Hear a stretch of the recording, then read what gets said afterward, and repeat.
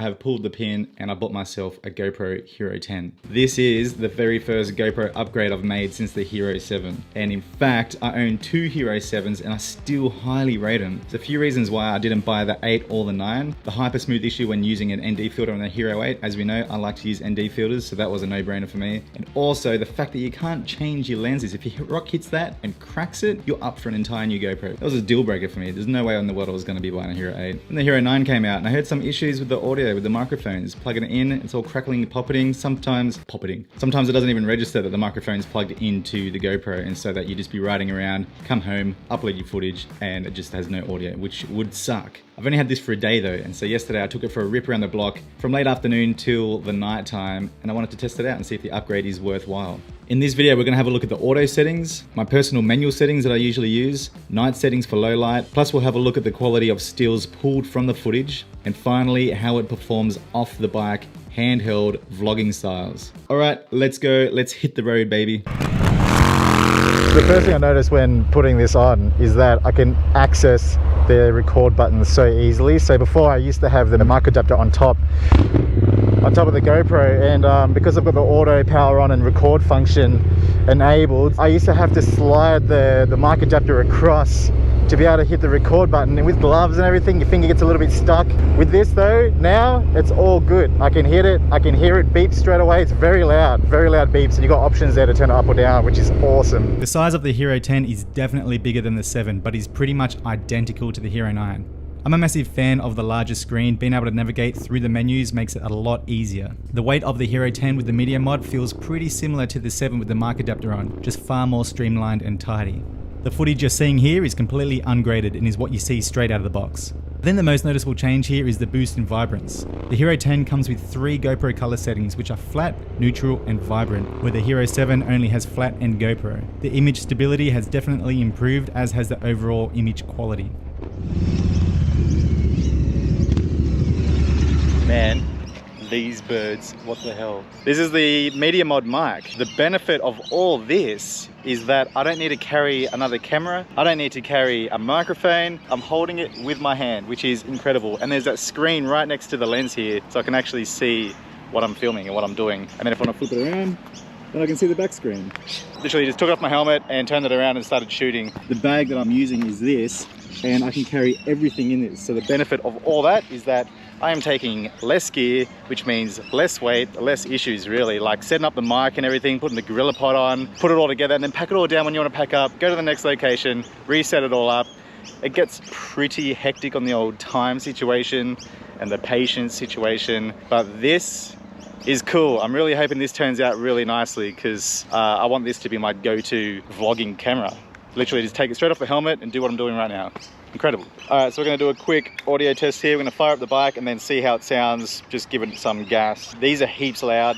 The pipes are heaps loud, you guys know that. There's no volume level adjustment on the media mod mic either, so it's probably gonna clip like crazy and just be all distorted and crap, but let's see how it goes.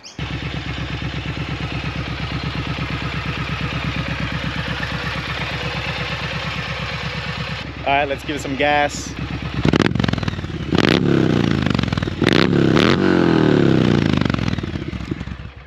Okay, let's go for a jog, shall we? So this is with Hyper Smooth Boost on. Hyper Smooth 4.0. So I'm going for a full-on little jog in my moto boots, which are not made for running. And yeah, how's the shake? How's the shake ending up? All right, so I got horizon lock on. So what this does is lock the horizon until you hit 27 to 45 degrees. So I'm tilting it, and now it's just let go. Let's go for a run with this. Whew, you get more fit. All right, so I'm shaking this pretty crazily. Jumping around like a madman. Whoa, parkouring, running. And okay, we're back. How was that? Was that dead smooth? Oh man, okay, so now horizon lock only works in linear mode. So you miss out on all the super view angle that I usually like to use, because I like to keep my hands in shot when I'm riding. But I feel like with horizon lock on, if I'm riding, I want to see the tilt, you know? I want you guys with me hooking around a corner. I don't want horizon lock on, and it might look weird. Let's test it out anyway, see how it goes. Oh, that was my damn Insta 360. They sent that out to me to review. I haven't done it yet. Oh, that is lucky.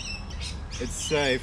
It just landed on its side right there. Lucky it didn't hit the lens, man. Woo!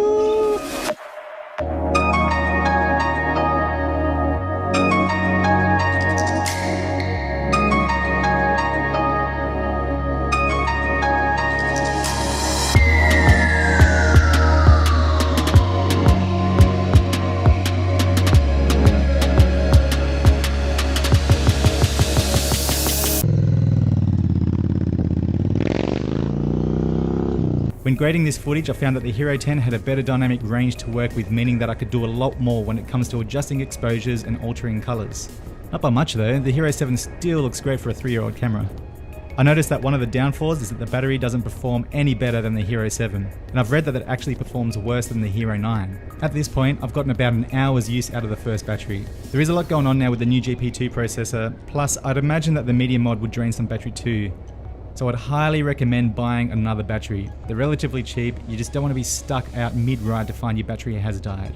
There has been a noticeable improvement with low light shooting now. Still not incredible, but with this comparison you can see that the Hero 10 has far less grain or noise in the footage. It is sharper and has better dynamic range than the Hero 7. Also, this is the audio coming directly from the Hero 10.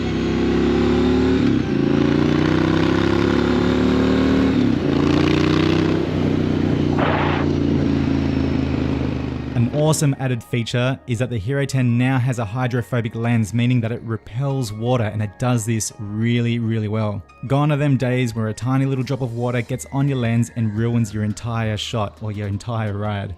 And just a heads up, if you were licking your lens before you go out riding to repel water, if you do that now with a hydrophobic lens, you're going to actually get rid of that hydrophobic coating.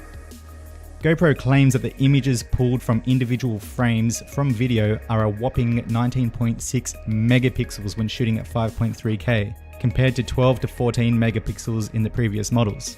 Due to only being able to shoot in linear mode at 5.3K, we're going to pull frames from the 4K footage where I could use Super View. Once I've found a suitable frame, I then import it into Lightroom where I apply one of my presets on it. POV is essentially made for point of view shots from the GoPro, so here it just works perfectly. Now we're going to compare this image to another one that I took on my Hero 7. You can see that there is a definite improvement in the quality of the image. You can see that this image, there's a lot of grain in the road textures and everything, but in the new Hero 10 version, there's not so much. It actually looks pretty damn good. So it is a definite improvement there. One of the best features I've found so far, personally, the fact that you can put in presets for all your different modes that you're going to be shooting in. With this, I have my POV set up, I've got my vlogging set up, I've got my night riding set up, I've got my cinematic set up, and you just hit it, preset, boom, away you go. I think that was a thing on the Hero 9, could have even been a thing on the Hero 8. And the new GP2 processor just makes everything run so fast. It's so quick and it's smooth and it just feels so damn nice. I'm really stoked with it, hey. GoPro Hero 10, they have come a long way, especially from the 7. For me, this is a definite feasible upgrade from the Hero 7, or even the Hero 8. If you're coming from the Hero 9, obviously the upgrades aren't going to be as great, but in saying that, you won't have to buy new gear. You can keep your ND filters, you can keep your media mod, you can keep your batteries. It's hard for me to compare the Hero 8 or the Hero 9 not owning one, so I'd love to hear your thoughts so far based on the footage that I've just shown you. And if you have any questions, guys, please make sure you drop them in the comments below and I'll get back to you. And also check out this video right here if you want to make your footage look like you're riding in a scene of John Wick. See you guys.